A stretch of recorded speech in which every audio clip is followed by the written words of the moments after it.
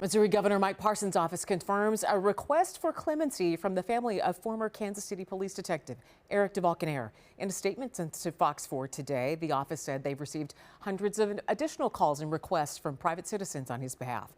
Governor Parson has not made a decision on that request.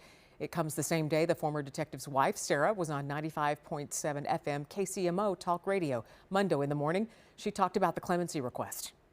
I know he's a former law enforcement officer himself. I know he has firsthand knowledge of how hard these men and women work each day and how sometimes they're put into life and death situations where they have to make quick decisions.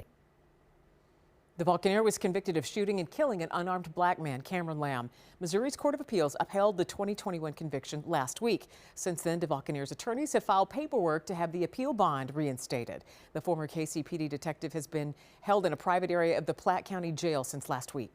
Tonight, the Lamb family is responding through their attorney, not just to the former detective's wife, but by pointing out that the justice system has affirmed this multiple times. Fox 4's Malik Jackson is live at the Missouri Court of Appeals in downtown Kansas City. So now the governor will make one decision, but Malik, the appeals court judges will have another decision to make as well.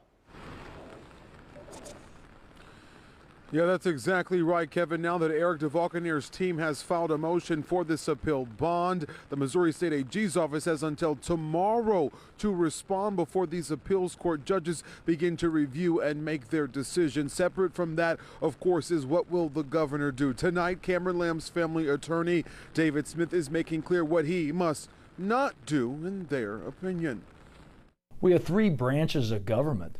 This governor in the executive branch needs to stay in his lane and know his role. As the wife of former KCPD detective Eric DeValconaire made her case on 95.7 FM KCMO Talk Radio Monday in the morning, the Lamb family attorney crystal clear on how they feel. This is a case about law and fact, and I wish you would stay with the law and the fact and not try to attack my client's child. He is a father and a son.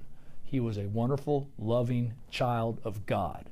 The former detective's wife confirming in that interview that they have filed the paperwork for a pardon. This, as Smith says, Cameron Lamb's mother will make her own direct and personal appeal to the governor in the coming days for him not to get involved and request he not pardon DeValconaire. The justice system did not fail. The justice system worked just the way it's designed. But her husband's going to be home for her and her children after his prison term.